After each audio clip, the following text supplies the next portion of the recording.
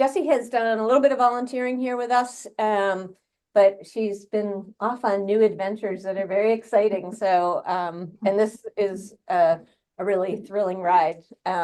So anyhow, welcome. Yeah. Thank you. Thank you so much for having me. It's just exciting to come back. I got sidetracked with trying to sell my business last year, so I wasn't able to come here for volunteering. So I've missed this place. So it's nice to be back and see some familiar faces. And yeah, I'm excited to talk to you guys about my time in Mongolia. Just for folks, oops, this I have to use this in a different way. Let's see if it'll talk to me. There we go. Cool.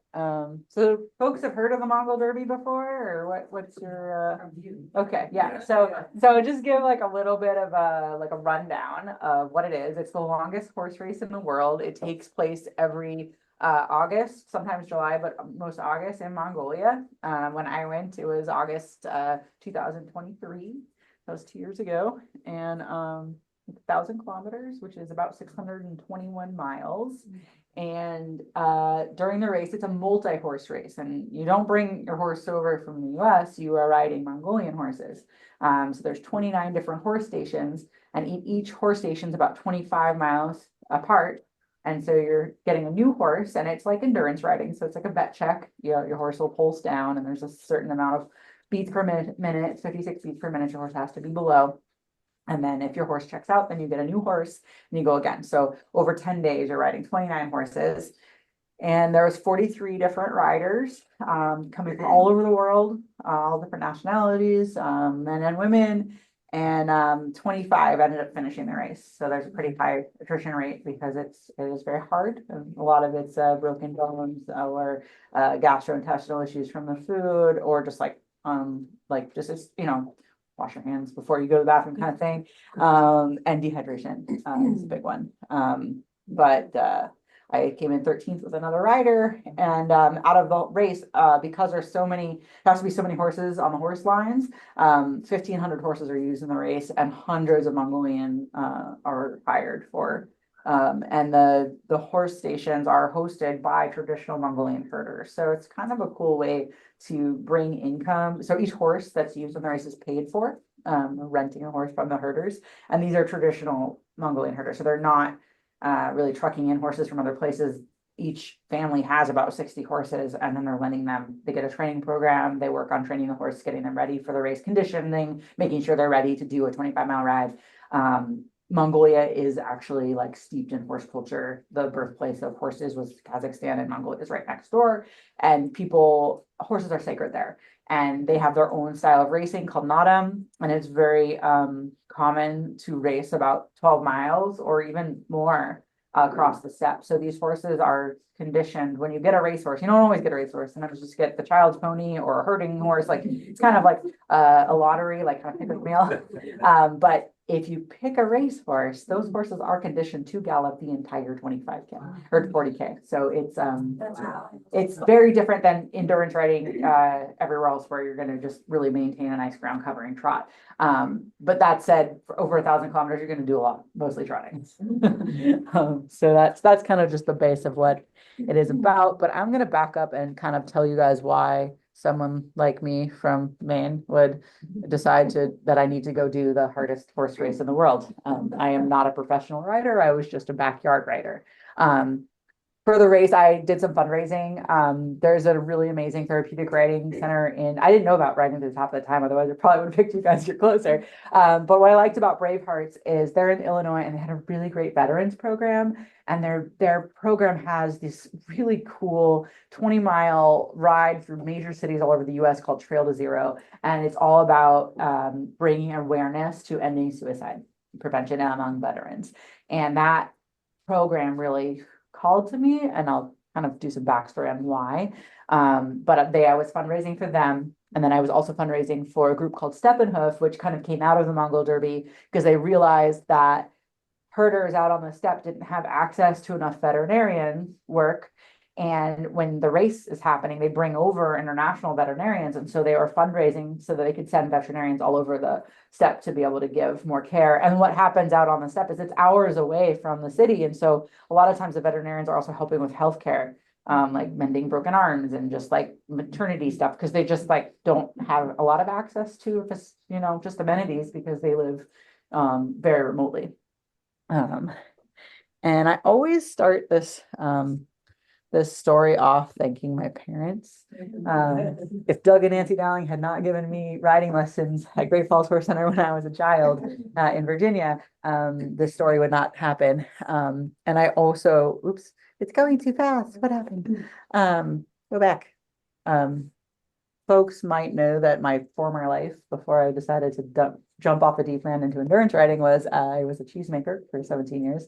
And I ran Fuzzy Udder Creamery, and I was able to go to Mongolia in the summertime because I had an amazing staff that held down the creamery for me and helped with taking care of all the animals and making cheese while I was out of the country for 6 weeks.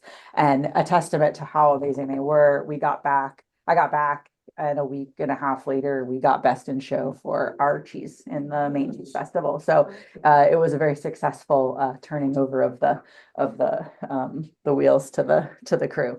So I'm very grateful to them. But I kind of have a little bit of a sad note of why I ended up doing all these things, and I don't know why that my normal. Oh, there we go. Know how to move the slides.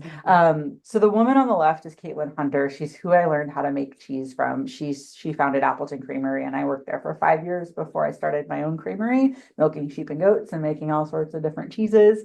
And the woman on the right is Jenny Mae McKenzie, and she was supposed to take over Appleton Creamery. I had already started Fuzzy Udder, so I wasn't available to take it over. And farm attrition is always a thing. Like you age out, your hands aren't working anymore for milking the animals, and you have to find someone younger to carry the torch to keep making the amazing cheeses. And Jenny was the one who was going to take over. She was an amazing cheesemaker. And in 2021, she took her life. And that same week, there was no one to milk the goats. So I literally went over, because Caitlin was a dear friend of mine, and I picked up all her goats and brought them to my creamery. And in addition to all my sheep and goats, I was milking her goats. So just kind of dealing with the whole loss of one person out of the farming community. And that was actually one of 2 farmer suicides in the dairy community in that area in an 18-month period.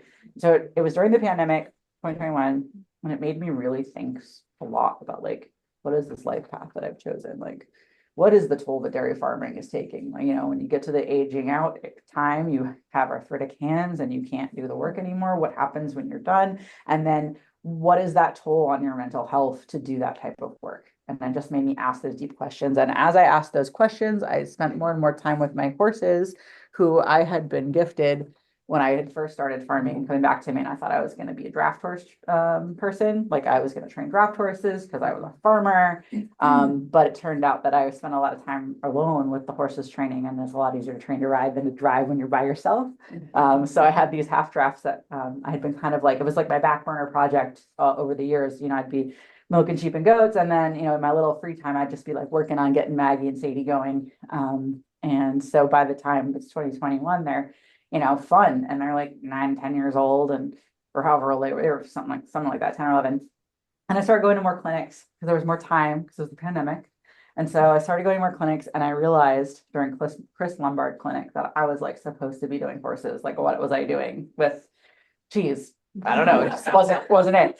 And I started listening to the Work Schiller Journey on Process podcast. I don't know if anyone here is junk in the Kool-Aid, but if you want to go, Work Schiller's Journey on podcast. If you take a listen to that, it will change your life. SCHILLER? Yes. Schiller? Yes. So anyways, on that podcast, it's a horse podcast, but it's not about horses. It's about what you need to do to change yourself to be better for your horses. So it's all about energy. It's all about all that inner work. It's a lot of stuff that you guys probably see here. Because the horse has that healing ability that you can't even explain, and in order for us to work better with horses, we have to kind of get right with our own energies, right? Because you come into the horse and you've got this big crazy energy, the horse is going to be big and crazy back to you. It's all that. Anyway, so I'm listening to the Work Schiller Journey on podcast in the milking parlor, and I'm listening to all these amazing people talking about nervous system reset and just all this self-work that I was very hungry for at that time, because I was asking these big questions. And this woman gets on and she's like, I train people to ride the Mongol Derby. Her name was Stevie Delhunt. She was like, I have boot camps in Oregon. You can sign up and you can come to my boot camp. And I was like, wait, I could just like sign up for this. So I was like, okay, I'm gonna do that. And so I signed up and I called up, I sent my application in to the Mongol Derby and I started asking people around the state, like, who does endurance? Like, I'm gonna go find some endurance riders. So I found endurance riders and like basically like 2 months later, I had ridden my first limited distance ride on my horse Maggie. The Waterford Firecracker ride in Waterford. It's in July 4th weekend every year in Maine. And the next day, the Mongol Derby called me up and had an interview. And I was like, I just did my first limited distance ride and I'm going to go train with Stevie Delahunt. And they're like, cool, you're in. So that worked. Accepted for the Mongol Derby is not just a lottery. Oh, so you write an application and then they have an interview process and they want to make sure that like you have to send in videos of your cantering, like can you sit a canter? You're gonna have to be able to canter. It's mostly galloping. I didn't really know how to gallop before I got into this. And then I just started meeting people all over the state. So some ladies that do a lot of endurance in the state of Maine. Lisa just moved to Virginia, but Susie Reinheimer's been around for a long time. And I started to learn the trail systems around the state. And I just got to start meeting all these amazing people that were teaching me all about endurance. Horses Across Maine is the group that puts on the Waterford Firecracker ride, Cindy and Peter Seams, and they do monthly group rides out of Oxford, which is open to folks if anyone's interested. You just have to bring your own horse. And then I ended up in Oregon. This is Smith Rock. It's like an iconic place outside of Bend on these amazing Arabians and Arab crosses of Stevie Delahunt. And the guy on the left is Warwick Schiller, because it turns out that he was also training for the Gaucho Derby, which is the other crazy race. So I like to kind of use this as like when you start doing the things that you're supposed to be doing with your life, the universe starts aligning and does really crazy stuff. Like my favorite horse trainer is now learning alongside me. That's insane. I was like, I am doing this is what I'm supposed to be doing. And so I realized that I was riding Chuck Norris that day in there. This is Sonic. He's another amazing Appaloosa Arab cross. So I realized that Arabs are the best. I had ridden a cranky Arab at Great Falls Horse Center when I was a kid named Bishop, who I loved. So I knew I liked Arabs, but it had been a long time. But I got on the phone with a woman in the airport coming back to Maine from Bend. She had a crazy race brained Arabian that she was trying to rehome, and she was willing to sell them to me for very cheap if I came and picked them up from Ithaca. So this is Jelly Bean, who I basically the next week coming back from the boot camp, I was like, I'm going to buy this guy to train with. And I still have never ridden a horse as hard to ride as him, even in Mongolia. We are working now on being calm. But he has taught me a lot about horsemanship and about riding. And I'm really grateful that he's part of my little team. And then the other thing I did kind of right off the bat was I went out to Martin Black's place in Idaho. He's a trainer that does a lot of horsemanship stuff. He comes out of the Ray Hunt lineage of like Tom Dorrance, Ray Hunt, natural horsemanship. And I spent about a month out there. We did some like cold starting, put some first rides on some mules, started to ride on terrain without That sounds crazy. it was awesome. It was Poncho and Lefty. First rides on mules. Wow. It was awesome. I really like cold starting. Then apparently people really need cold starters, so it's nice. But I was riding 4-year-old like quarter horse thoroughbred crosses, and the first thing that happened was I pulled on the horse's face and I got bucked off. So I learned really quickly that pulling a horse's face is like the old English style that I learned in the lesson program is not the way to do it. And so it was really helpful for me to kind of learn, coming from an English background, to kind of learn some Western techniques, learn some national horsemanship, how to actually move the horse's feet where you want them to go on purpose. And to ride on terrain that is very different than the East Coast. They don't have a marked trail, trying to decide when you look at a ridge line, like, how am I going to cross this terrain in an effective way? Because in the race, there's no, like in an endurance race, there's ribbons and you follow these little ribbons, and that's like pretty easy. Kind of, I get lost a lot. But in the Mongol Derby, you have a Garmin GPS. And in here, the waypoints are in. And so you just like figure out how to say, okay, I'm going to go to horse station 2. And then you say, go. And there's like a pink line and you have to be moving. So the horse has to be moving for it to like show you where it goes. And then you follow the line towards the next place. And so if you don't put batteries in this, you're kind of SOL. But also like you have to read there's topo maps on here. And then there's topo maps at the stations, and you have to kind of like, Yeah, here it is. Yes, you figure that have. out. And It's gonna lose their privileges. and yeah, so anyways, it was really helpful to be out in Idaho to kind of learn about like how to choose, how to go around, like what's the most efficient way to go around the landscape. And I also needed to learn how to gallop, because if I was going to spend sometimes riding a gallop for 12 miles without stopping, I needed to know what that felt like. And so I ended up going down to a Can't hear Is that the way you want it or not? I can mute some people, I think, Okay. here. Keep talking, you're good. Okay, yeah, so I went down to a off the track thoroughbred place in Maryland, near Town Hill, Maryland, that rehomes thoroughbreds. And this is Cinca. She is an amazing teacher for the gallop. And I learned there's different speeds of gallop, which, you know, growing up, not really, like that was never in a lesson. They're not like, now we're going to learn gallop class. And so it was really cool. And like one racehorse comes across another racehorse and they're both galloping. Then there's another speed of gallop. You're like, oh, there's the hyper speed gallop. And so learning to sit back and take that as it comes was really amazing. No, it doesn't like me. Did you get to move or not? No, I think. Back in a cover. Okay. Things you're talking about.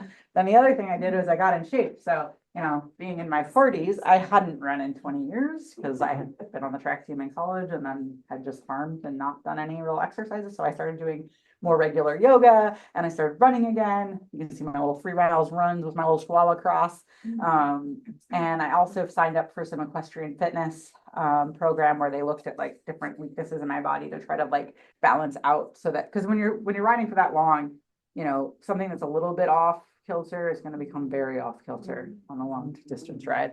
It's kind of like physics changed after 50 miles. Like you can wear one style of pants below 50 miles a day, but when you go above that, your skin's going to rub off. Oh, sorry.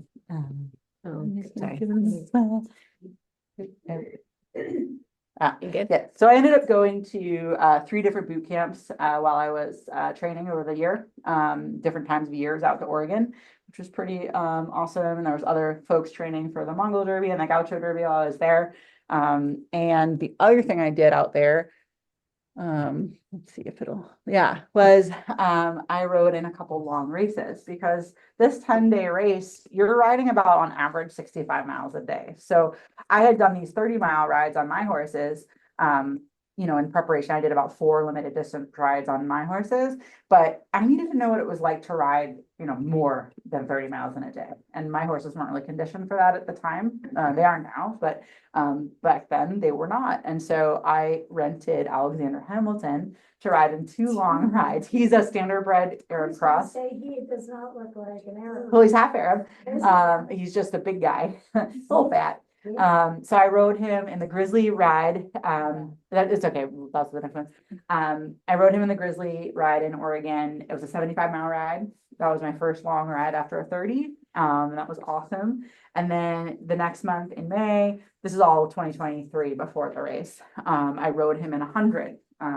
And we got to mile 90 and he actually was pulled for his pulse. He didn't pulse down within enough time. So like, you're given 30 minutes, so the horse has to come down to a certain heart rate. I think in that race it was 60 beats per minute, and he didn't pulse down at mile 90, so we got pulled. But I went 90 miles in a day, so I was not upset. And it was also good to like kind of just see what it was like to like be pulled from a race, because in endurance, it's not like in Mongolia where you would just have a 2-hour penalty if your horse has a heart rate because you're switching horses. In an endurance race, you're just out. If your horse doesn't pulse down, you're done, because no one is trying to put the horse in danger in endurance. I don't know any other sport in the equine world where your horse is checked in with a vet and then it's checked constantly, up to 5 or 6 vet checks, depending on how long the race is. If it's just a 30 mile, it's just one race, vet check in the middle, but then they vet check them afterwards.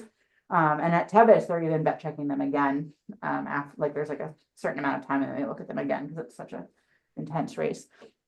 And then I had to go to Bravehearts because Martin Black was doing a clinic there. And they invited me to come out and meet the veterans that I was fundraising for. And that was amazing. Their facility is a lot like your guys'. It's just a lot bigger and they have more places. They have like several locations.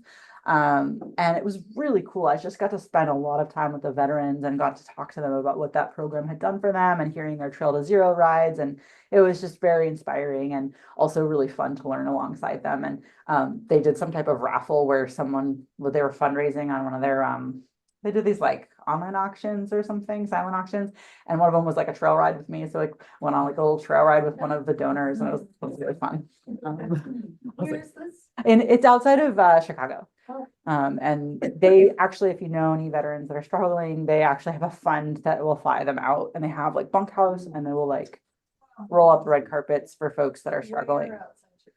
Harvard. Oh, Yeah, so it's a really cool place. If you know people in that area or just know veterans that, and they also do the therapeutic side too. So they have an OT just like you guys, and have that whole kind of system as well. What I really like about the horses, they're almost all like old cutting horses, so they're really fun to ride. And it's all mostly Western there, just because that's the woman who started it. She worked with cutting horses, so that's how it ended up like that. They're really cool. And then the other thing I did that was super helpful was I went to Solange Ellis in Ohio, who runs Stable Riding Lab, and she's Horsehaven Farm. And she was the one who trained Stevie Delahunt, who is the woman I was going to boot camps with, and she is all about riding precision. So I got a 3-day intensive of like, here's how you actually sit some crazy bucks, here's how you sit the gallop. We did a ton of like lots of gallop work and lots of stirrupless work, a lot of biomechanic stuff in the lab, not on the horse, for a couple of days. And it really changed my rider position, and I think I'm like a different rider from those 3 days. So if you're looking to like really revamp your own rider position, I highly recommend her work. I've never gotten more out of a 3-day thing than with her. And then I got to ride both horses at the Firecracker the next year. So in 2022 was my first limited distance ride, and 2023, a couple weeks before I went to Mongolia, I got to do Maggie on the first day and Jelly on the second day, and we came in first and second those days, and it was super fun to kind of have that as my send-off for the ride. I also spent a year trying to figure out, what are you going to stuff into this tiny little bag? So you have this, and like that blue thing is a little hydration pack that carries like 3 liters of water, and then like a couple little things. So like really important things are like aqua tabs, which are water purification tablets. You're only allowed to have 11 pounds of stuff. So that's your sleeping bag, and your clothes that you're gonna wear. Like I had two changes of clothes, and then like anti-chafe cream, the Shermal butter, very important. Electrolytes, extra pair of socks, sun shirt, so that because the sun's crazy there, and SPF stuff, but not much else. Good med kit. Ride behind the saddle? Yeah, so this just gets strapped in with like carabiners, and you tighten it down so it's not flapping. Stacy just asked about. Where's your food? Where's? So you're You have hospitality of Mongolians. Okay. Yeah, yeah. And the first thing I did when I got to Mongolia was I hung out with my Mongolian language teacher, Ayuna. I took Zoom classes from her every week for a year leading up to the race. Every night at 9 p.m. It was 9 a.m. in Ulaanbaatar, and she and I were chatting online, and it was an awesome thing, and I really enjoyed it. And it was really fun to take her out to dinner when I got to town, because Zoom was new to me, and like being able to like meet someone from across the world, that was cool. It's an amazing there are cool things about technology. I'm kind of a Luddite, but that part was really cool. And I came early to Mongolia because I wanted, this is a big endeavor. I had to do like a lot of fundraising to get myself there, personally, as well as helping the other groups. So I came for the academy beforehand because I wanted to make sure I had dotted all of my I's and crossed all of my T's. I did not want to like get to the start line and be like, I wish I had trained harder. I didn't feel like that. I feel like I did everything. And so going to the academy beforehand, we did a little cultural touring before that, got to see how horses get milked. In Mongolia, they milk the mares. They do not ride mares. So I'm a mare person. I love mares. I have 3 mares. But in Mongolia, you do not ride any mares, only geldings and some stallions.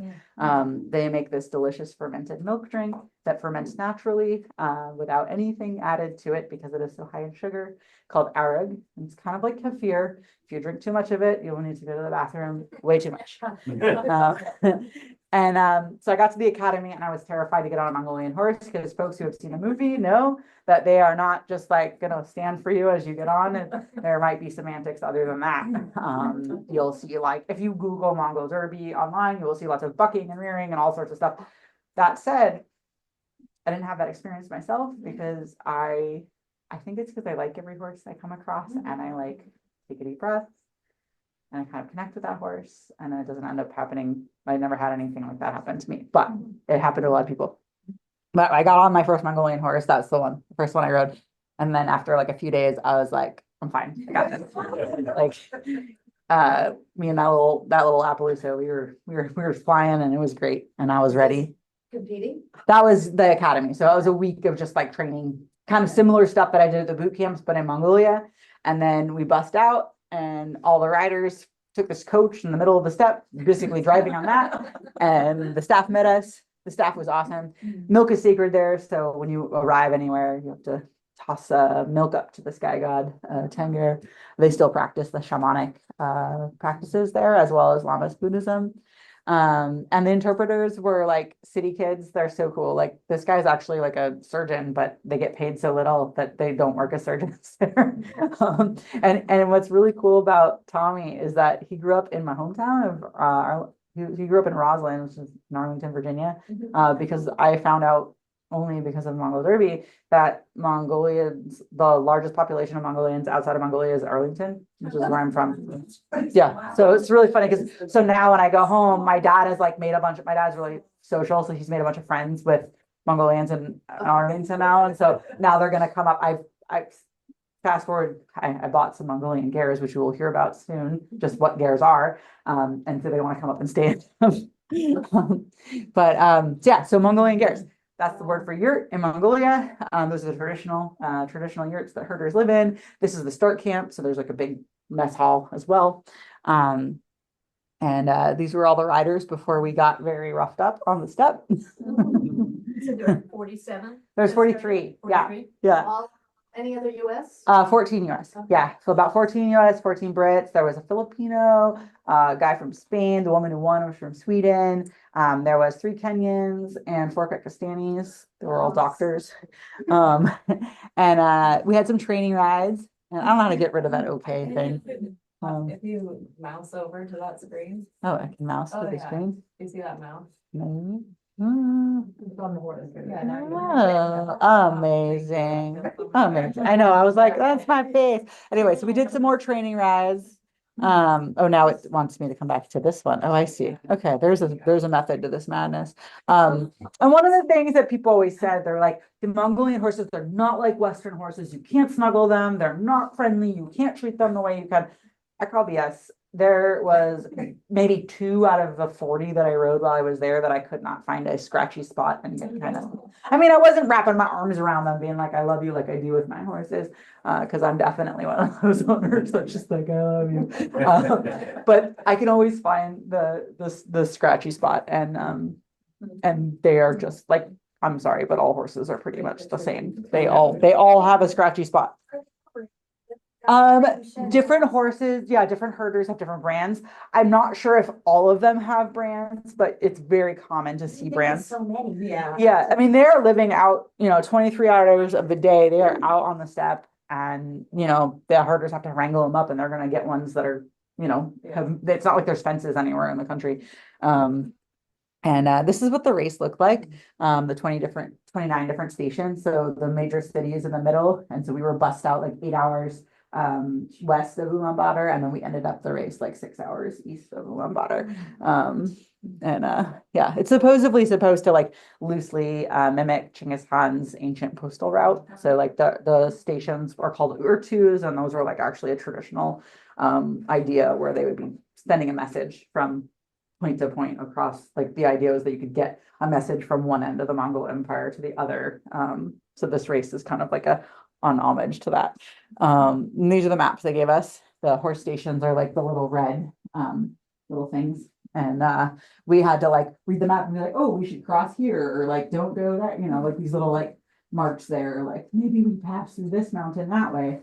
But then when you translate it to here, it's kind of, you're like, I'm not sure. River? Yeah, there's the river and then there's like bogs and you know, when you get stuck in the bog, it's like that time in the never ending story where Trey. Have the maps ahead of time? Yeah, so at the training camp, you can see this is the maps all put Oh, I together see. and that's one of the race directors. Okay. But then they were like, if you want to take the maps with you, you have to make them fit in your rider weight, rider kg, 11 pounds. So we couldn't actually take the maps with us, but I took pictures of them and then my phone died as soon as the race started. So, but they had them at the stations. You could kind of like, before you got on for the next leg, you could kind of consult it.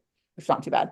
Everyone had their little like posting up on the website and you could go online and you could watch my dot move from different places. So people at home, you know, it's 12 hours difference and people could be like, oh, I see she's doing good. Like the first half of the race, I was like in the top 5.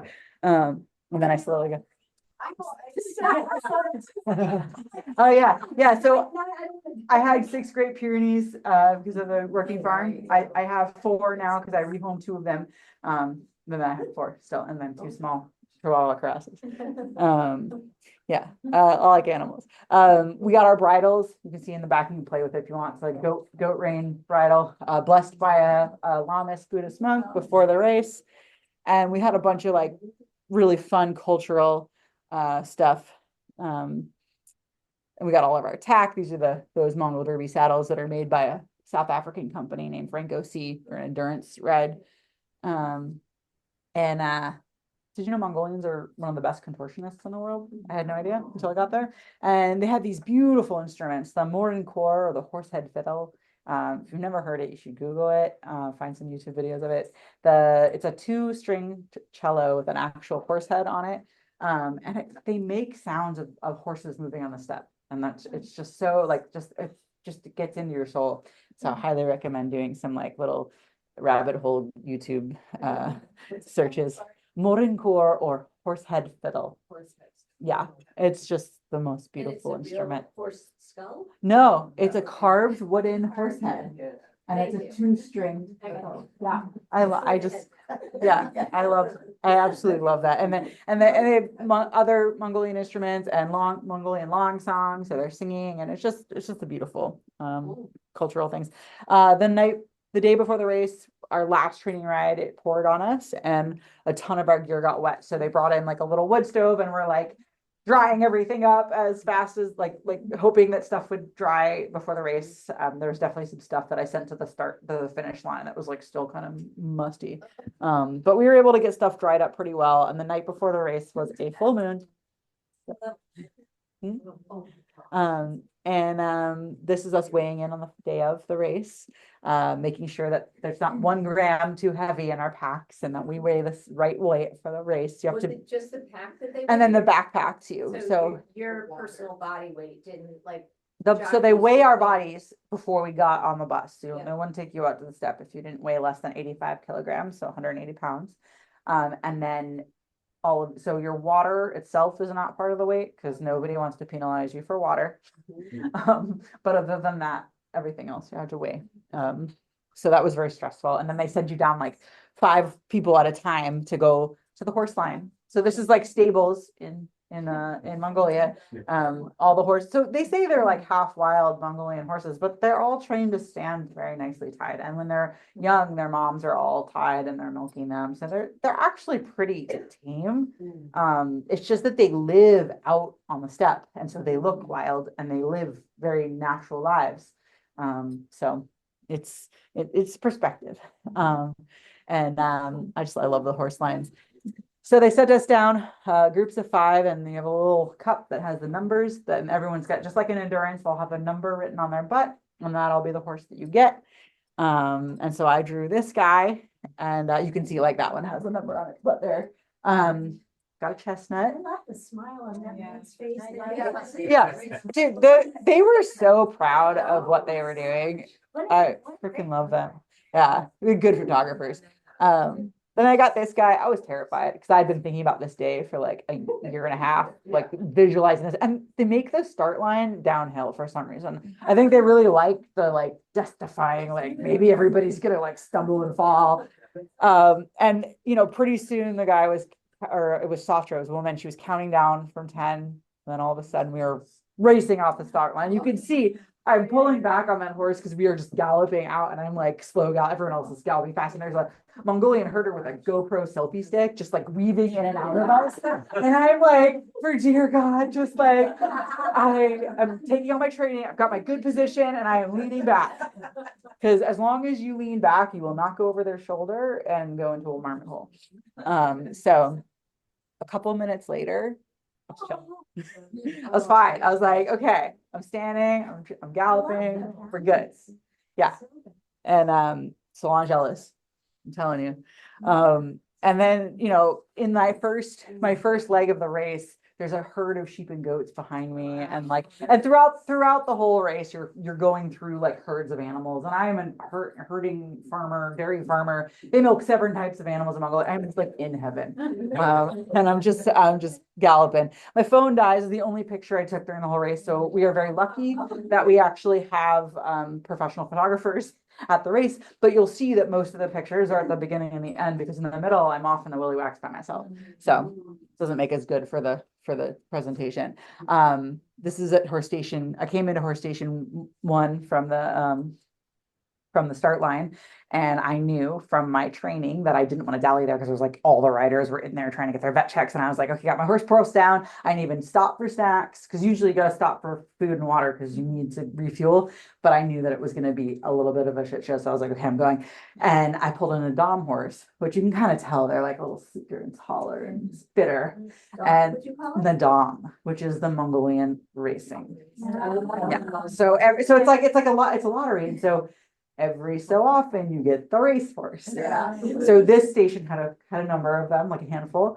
And I was like riding out with one girl, and all of a sudden, like, I was not riding with her anymore. She was in the dust. And then someone else's racehorse came up alongside my racehorse, and we had that little hyperspeed gallop where you're galloping, and then all of a sudden you're like, woof! And that was awesome. That was that horse. I think it was someone that came up. And I ended up getting to spend the day with these other riders, because we all kind of matched up towards the end of the day, which was nice. But one of the things that I love about this race is when you give the horse back to the herder, he's just like so proud of his horse, and you can like tell, you know, he's like, we don't speak, you know, my Mongolian's not good enough to like have a conversation, but it's like we both know that was an amazing horse, you know, and he knows that I know. Is that your first horse? That was the first Nadam horse I had. So the first one I had was that beautiful chestnut. Okay. This is another beautiful chestnut, just different chestnut. There's a lot of chestnuts. I also own 4 chestnuts. So when you say they're racehorses, is there a racing industry? Yeah, in Nadam. Yeah. Yeah, it's called Nadam, and actually It's Nadam. a distance. They do, yeah, they do different. They do. It's on the step. They do all different types. A lot of child jockeys. But they have different distances, but a lot of them are that like 12-mile or 25K kind of gallop, and those horses can go, and they'll, you know, what you start to realize when you start riding these different horses is some of them you're going to have to trot the whole way because that's what they're fit for, and you can start to feel it, and you're going to have to walk in quite a ways to the horse station so that they will pulse down, and then some of them literally can gallop almost the whole way and just like do a little walk in. And you really that's one of the things I really gained from the race was like being able to rate a horse and really know what I can ask of that horse. So I know now, like if you have to ask a horse to canter, probably doesn't need a canter, probably should just trot because you're going to burn it out. And the other thing I haven't told you guys yet is where we stay. So if you get to the next horse station by the end of the day, you can stay with the horse station and put the horse back, and you get to stay at a place where they've kind of catered you. But if it's say 5 p.m. and you can ride till 7 p.m., you kind of want to ride out. And so then you have to kind of look for a place to stay. And the cool thing is that in Mongolia, hospitality is a huge part of their culture. And so literally you can go to any ger, which is this is us asking somebody if we can stay at their ger. But you can go to any ger. This little little dog is guarding the ger, and ask them if you can stay the night. And they said, yes, we could. And so they don't know about the race. They may have never even heard of the Mongol Derby. They're literally just Mongolian herders living traditionally out on the steppe. And their tradition is that we help people who come to our house, because when you are out on the steppe, there's no one, like, if you don't take care of each other, we will all perish. So we were very lucky. They helped us first we took off their tack and grazed them for the night because we want to make sure that, because the vets are going to come later in the evening and check our horses. They find us because we have another type of GPS tracker called a Garmin InReach that has us. That's how they can follow us in other, like on the website, but also the race directors are then going to find us. So make sure that nothing happened to us, and make sure our horses are good. So they helped us tie our horses to the horse line, and then they invited us inside. We're like getting our tack together. And they invited us inside for a meal of mutton, boiled mutton and sheep face. And they have these beautiful, colorful outfits called dells, and I love their traditional clothing. And here I am trying to eat the food. And as a sheep and goat farmer, I thought that I would be fine with the food, but it was difficult because it's very bland. So I tried hard. It's very bland and cuts of meat that you are not used to, even though I was used to sheep and goats and mutton, but it was difficult. Like I was never full in a way that I would be at home. There was enough food, and I'm very grateful for these families sharing their food with me. How wonderful is that? But would I like go to a restaurant with that food? No. Would not. We were really lucky. We had a really nice photographer there, and those are the riders I stayed with the first night. And one of the things I loved about the photographer, she brought a Polaroid with her, and so she would take portraits of the family and then give them the portrait. So it was a fun cultural exchange, and the photographer had an interpreter with her. So the first night we got to do a lot of conversing because we had an interpreter with us, but we don't normally have that. We just kind of lucked out, and that's why there's even photos of an evening. Otherwise, I just have to tell you. That's up to the research. She's in that van. Yeah. So. And where do the horses go? These horses have been tied So up? these horses so we grazed them and they are on this line, wherever, they're on that line. Yeah, and so in the morning, we tack them back up and we take them off because we're not done with the ride. Yeah, so we haven't done the 40K yet. Yeah, exactly. Yeah, so it's nice if you can come to a horse station and you give the horse back and then you get a new one in the morning, but this one, you're halfway through. So here we are, sorry. And then because I do not have this in chronological order, because you don't know what happened on day 2, because I have no pictures. But here is the morning of day 3, and I'm on this gray. I had been camping out in a swamp, and actually it was a rectangular house. It was the only house I actually saw out there. And I was sleeping in a truck next to the house because the other riders were in the house and it was kind of crowded. And in the middle of the night, one of the Mongolians was like kind of knocking on the truck, being like, I need to go to Ulaanbaatar at like 3 a.m. So I like had to get all my stuff out of the truck and like go in the house. But it's fine. But I was trying to follow another rider into this horse station number 5, and I was pushing my horse a little far, little fast, it was like a trot, but we had just come over some mountains. And sure enough, my horse pulse rate did not come down. So I ended up with a 2-hour penalty. This is the vet being like, here. Yeah, right. So that was my 1 2-hour penalty. He was at 58 instead of 56, which is like in endurance, like they don't even have 50. That's low. They're trying to make sure that no one's scrutinizing the race. So it's a really high standard of animal welfare. But it's fine. I learned that on a hot day, walk your horse in longer and don't try to pass the person ahead of you while you're trying to cool down. Ego right there. Yeah, but it was cool because every road bump is also an opportunity. So I got to have an extra long breakfast, and I hadn't had any dinner the night before because I was sleeping in some random place that didn't even have anyone serving us dinner. So I got to fill my water bladder up, and I got to go in this beautiful gare. This is another rider named Phoebe, but look how beautiful these gares are. I fell in love with them. Fast forward, I bought 3 to put up on my land. They look just like this one. Interior decoration is part of the gear. Yeah, and they're all different too. But the gear that I have has got the same kind of painting as that. I just love them. And orange is I think there's a spiritual thing to all the cultures. I don't know the stories on the colors, but I will learn someday. But they're just beautiful. And there's always an altar in the back, and there's a certain way you have to walk around them clockwise and step over the threshold. I mean, I could talk for an hour about how to have gear etiquette. So if you ever go to Mongolia, what? And a pink push button. Yeah. They have some good style there. But yeah, so always fill my water bladder, put the electrolytes in, and also put the aqua tabs in so that you do not get sick. Because a lot of people are getting like gastric issues from drinking the water, and then you're out of the race. That wouldn't be fun. We tried real hard to get there. One of the meals that they do serve that's pretty good is horshor, which is a mutton hand pie. It's like an empanada, Cornish pasty. every culture seems to have it. But those were cool because when you came into a station, you could put a bunch in your pocket and then eat them later. But those were pretty good. I never got sick of those.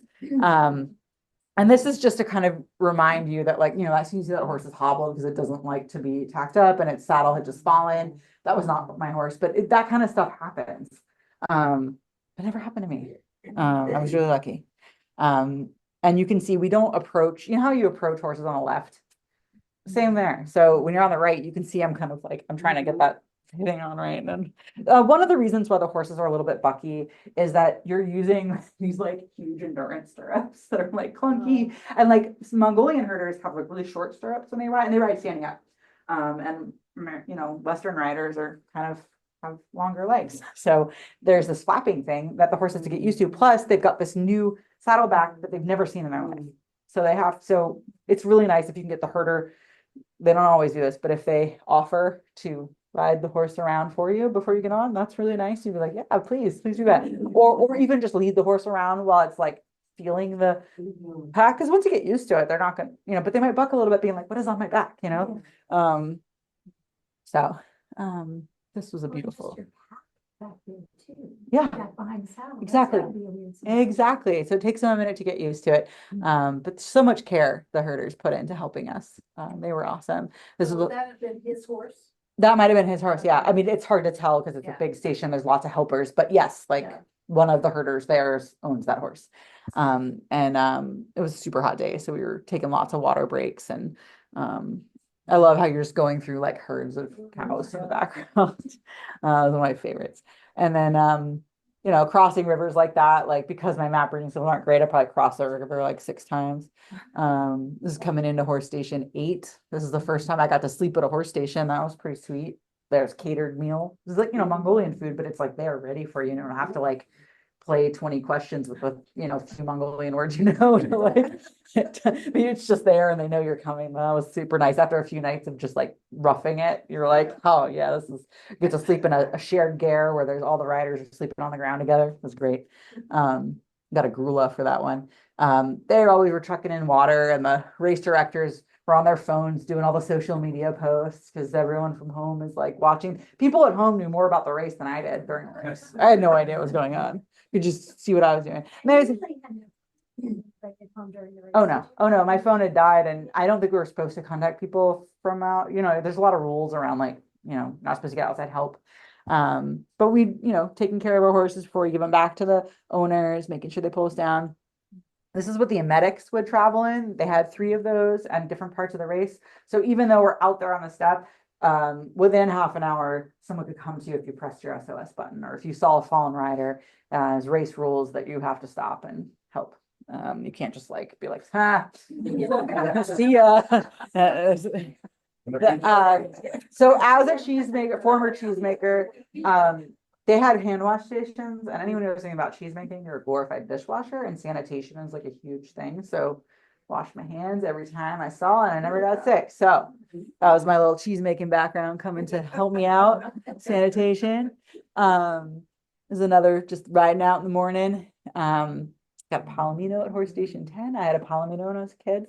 So I do love Palominos. I know. And he was a trotter though. We did not do a lot of cantering. It was a hot day. It was rocky, and he was starting to get footsore. And we ended up walking like 12 kilometers in on that day. And this leading hand walking. Yeah, there's quite a bit of hand walking. I always hand walked in the last K, sometimes 2K, so about a mile. This one it was about 12K because it was hot and the horses were tired, and almost all the there was a dirt road that was like really rocky. There wasn't a lot of those kind of roads, but there was on this leg. And we just ended up kind of bushwhacking, getting off of that. And then we came into the station and we had 2 hours to spare. So we rode out, and I don't have any pictures of this story. It's me drinking some sute cha, salty milk tea. But we rode out in a rainstorm, and this guy, Matt, I was riding with, he was like, I need to put my rain jacket on before it starts raining. And I was like, our horses are fresh and galloping. Like, it's not a good idea to stop the horses before they've done a certain amount of galloping. I was like, okay, so I stayed on my horse and he gets off, and like a few minutes later, his horse is running back to the station. And I'm like, cool, I'm riding out in a rainstorm by myself. So I'm like, big girl pants, we're going. And I'm like, okay, I think I can. And I'm like galloping. And then all of a sudden the rain stops and like the sun comes out and there's rainbows, and another rider comes zipping up, this girl, Lucy, who I think is, oh, she's not in that picture, but she's like, hey, let's go find a place to camp. So we found a place to camp in the swamp where there was this family and they were milking their cows, and we came and like watched them herd their cows in and milk them for the evening, and there was puppies everywhere, and I was giving fuzzy udder stickers out to the kids, and then the kids were putting them on the roof of the car, and I was like, oh, that was maybe a bad idea. my address, fuzzy udder, they're gonna like send me hate mail or something. But then we ended up playing the ankle bone game inside the gare in the swamp with this young family. And they were sitting around and we were sitting around, and there was these little toads like on the ground, like hopping around in the gare. And so I always say we stayed in the swamp with stove toads. They were always laughing. I don't know if they were supposed to be there, if it was funny, but that was fun. Like cute strawberry roan. Look how small they are. 11 to 13 hands. Super, but they're strong, so strong. Say, the people look big on it. Right? They do. They do. do. Drawing another horse. Back, looks like it would just be so easy to be over their shoulder in a heartbeat, like. Yeah, don't do that. Yeah, right. They got short necks, and so people talk about falling in marmot holes because there's marmot holes everywhere. But the thing you gotta remember is these horses grew up here. They have been running over this. They are not pickpocketing over the step, being like, oh, I might fall in a marmot hole. No, they're freaking going. And when they fall in a marmot hole, they jump up and they go. So if you're not on their forehand, then you will also sit back and they'll jump up and you go. But if you are like this, and like the race riders, like jockeys and stuff, they're kind of over them a bit, tumbling over the shoulder. So for all types of riding, I highly recommend sit back, run it down, and like a post, like a, or sometimes, I don't know, sometimes they would be bigger and then they would just, all their feet would be in them. Yeah, but they would just literally bounce in and bounce out and you're off. So just when in doubt, lean back. Best advice for riding. It's really easy muscle memory to like go like in the fetal position.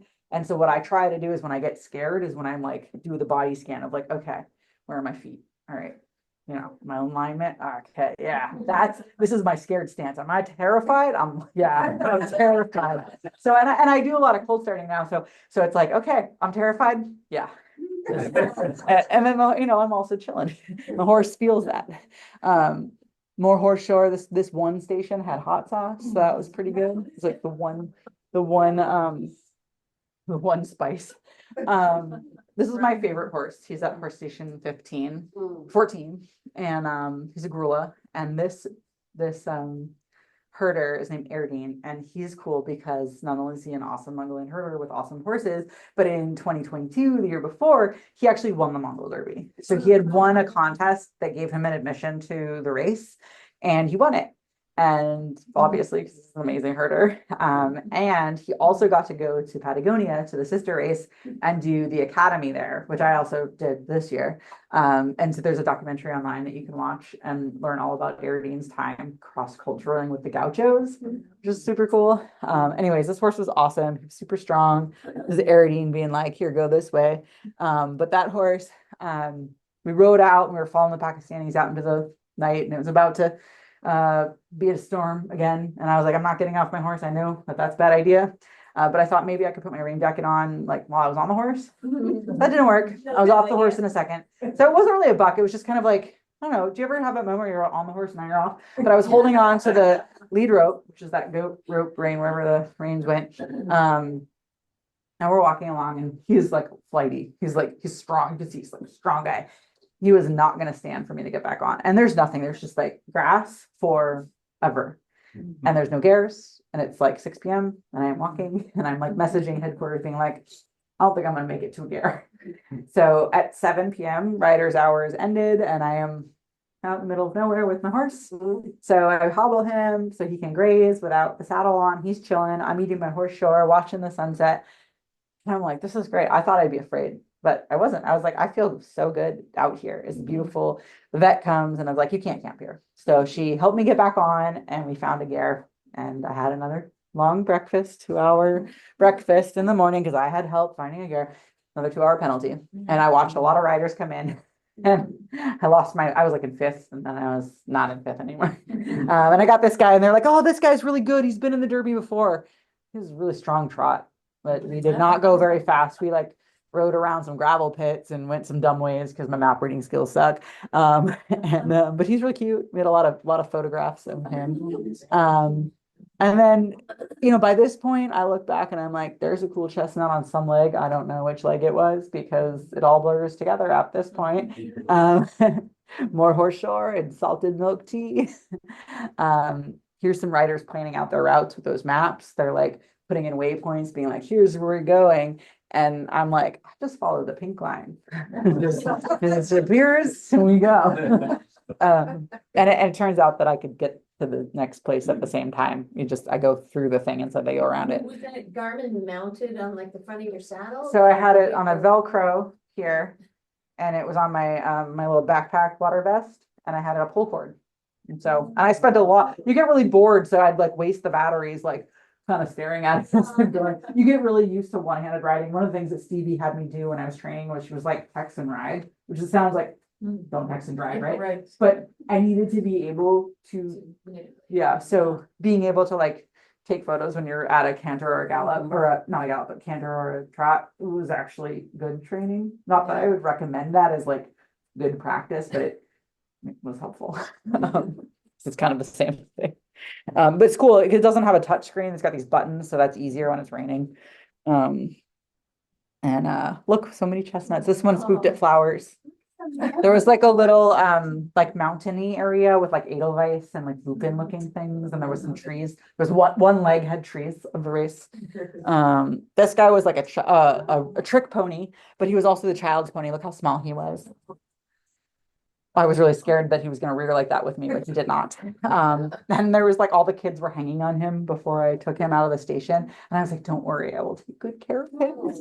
And we walked a lot because like he was, I think, the smallest one I rode. It was definitely a kid's pony. This guy had one blue eye, and I swear when I gave him back to the herders, I cried. I was like, I love you so much, because we were just by ourselves. I was singing Christmas songs to him because I was running out of things. It's like 90 songs in Christmas. I don't know. Here comes Santa Claus for like hours. I'm by myself all day, and he's starting to get a little loopy at this point. Here's my last story before we rein it in. Horse station, I don't know, it was day 8, and it was the second station of the day, and I pulled a stallion. It's a stallion because he's got a mane. But he was not the kind of stallion that you're thinking. So there's 2 types of stallions, little did I know. There's the like stallion that like goes to war, or there's the weak sauce like stallion that no one ever rides. He's got like splayed out pancake feet, and I don't think he'd ever cantered with a person on his back, because it was like so on the forehand, it was like clunk. And I was like, we're not we did like a couple strides of the canter, and because you kind of need to go for a little while with the canter to get out of the station. But then we were slow trotting, and it was the slowest race. You need like an 8 to 10 mile per hour trot to even stay in the race, and this was like a 8K trot. It was so slow. And then we were walking. At one point, like another rider was trying to pony me behind him, and we couldn't even keep up with him. I watched every rider pass me. Look how long his hair is, though. He's so cute. Even though I didn't love him, I still loved him. And he's just like walking. And this is the one leg of the race where there's a town we have to go through and a compulsory bridge after the town. And that town is in the distance, like it is in the cartoons, where it doesn't get any closer. And at one point, it's like sandy on the road. It's like, the mirage in the background. And it's sandy, and the horse at one point, like, it's on a rolls. And I'm like, this is just embarrassing at this point. He is just like whinnying to the horses around us. There's herds of mares everywhere. And we're just walking. And we get into the town, and he's like, I'm not coming. And I'm like, there's a Mongolian herder on his horse, and he's kind of shooing us through the town. There's finally, I had like had these visions of maybe I'd have like a beer and like chips in the town. But I was like, I'm dead last. Like the blood wagon with all the fallen riders had already like passed me.